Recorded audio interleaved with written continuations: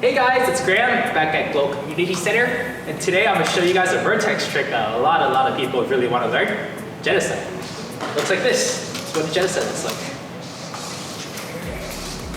Alright. That's just a basic one swing. It's super important. You really need to get this down if you want to try multiple swings, 360s, body hits, any genocide combo. You really need to get this first one down. Before you learn the genocide, you should make sure you know how to do this body wrap trick that I taught in a previous video. So if you haven't already, make sure to go check that out. Alright, now to go into genocide. First thing you really have to do is control the toss. Alright, that toss has to be in the right spot. First step of genocide, like all the other vertex tricks so far, a loop and stop it with your left. A loop, stop with your left, you're gonna swing it to your right, and then you're gonna do that toss. The toss is the key to genocides. Alright, you need to have that toss in the right spot, around arm's length, not too high, not too low. That's gonna make your catch a lot easier.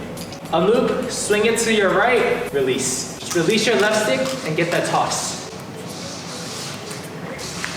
Alright, now after you practice that toss a lot, get the toss in the nice spot, next step will be the catch. To really catch that genocide consistently, it's like doing a regular toss and catch, where you use the tip of your stick to really eye down the axle, the center of the yo-yo, and catch it. Which is why it's really important to get that toss nice and close to you, so it's easier to aim, eye down the center, and catch. After you can catch it, what happens after? I'll break it down slowly without the yo-yo. A loop, toss. After you catch it, you actually have to switch hands, alright? You give your right stick to your left stick. So you catch, give your right stick to your left stick. That allows the stick to really wrap around you. And then you can grab onto it like the body wrap to finish. So watch how I switch hands after I do the catch. Catch, switch hands.